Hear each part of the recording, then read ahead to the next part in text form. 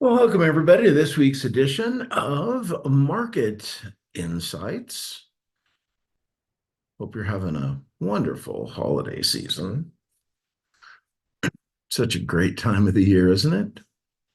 Everybody's happy and joyful, and boy, if we could just bottle this up, that would be terrific. My name is Steven Sitkowski. I'm the Chief Investment Officer. Um, And it's my pleasure to come to you every week and just give you some observations on what I see in the markets. I want you to know that no part of this is intended as investment advice, right? I don't know anything about your circumstances, but rather for educational purposes only. Pardon me. So as you start to map out a strategy for yourself, need to be aware of the following: the fundamental influences that are impacting the market at present. We're going to talk about that. The overall market trends, we'll discuss that. Various sectors that are impacting the market. And then you start looking at individual stocks. So, what's moving the markets? Well, last week the Fed came out. Jerome Powell did his thing. That's the chairman of the Federal Reserve. Very dovish. They held interest rates and also indicated that they're anticipating 3 rate cuts for 2024. And depending on who you listen to, those could be happening quickly. I don't see it, but I'll come back to that. The S&P is riding a 7-week winning streak, as is the NASDAQ. Happy days are here again. We have a 100% probability of that first cut happening by May. I don't believe that's how it's going to pan out. I think it's the second half of next year. I don't see the Fed cutting rates while the economy is this strong. That's just my personal opinion. We'll see if that plays out. Keep in mind, I'm also the same guy that told you there wasn't going to be a recession in 2023 for the same reason. We have a great labor market. We have GDP that's relatively strong. We're pretty healthy across the board. How do you have a recession in that environment? You don't. 10-year Treasury is now below 4%. Yay. I wasn't sure I'd be able to say that this soon, but I'm happy to be able to report that. Oil moved up a little bit to $73.62 per barrel. Not a lot of news this week. Monday, Tuesday, Wednesday, nothing on here that's going to move the market. That shifts on Thursday. We get initial jobless claims. We get the revised GDP number, Philly Fed manufacturing, and leading economic indicators. That's a big day. Friday, PCE, personal consumption expenditures. That's what the Fed looks at. And the core PCE. Those potentially are market movers. Let's take a look at, let's say that, the charts. This is last week's heat map. So you can see the light green. We had some big winners. Costco, NVIDIA, by the way, another great week, up 3%. They just killed it this year. Broadcom, there were winners all over the place.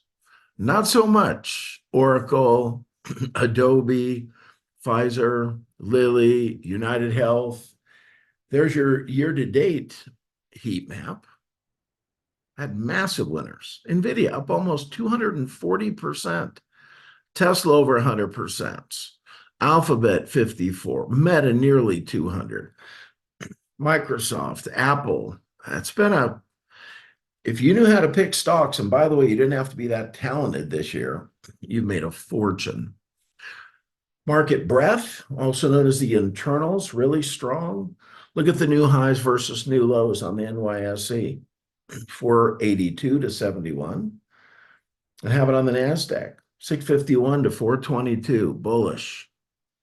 Year-to-date returns, sector by sector, tech, communications, and discretionary by far leading the charge. Industrials and materials, financials, and REITs have been coming on. And the very defensive part of the market, healthcare, staples, energy, and utilities, still down for the year. So it's been large cap growth by a mile, up 41.2%, mid cap growth 24, small cap 16. So when the Fed starts to cut, does that automatically mean that that the market's going to go higher? No, it depends on what the economy is doing. If we get a soft landing, oh, it's great. We're up about 15% for the next year. On the other hand, an average economy, we're up about 5%. And if we're in a recession, the market is actually down. So just because we get a rate cut doesn't mean you no longer have to pay attention to the economy. You do. A lot of value right now in small caps.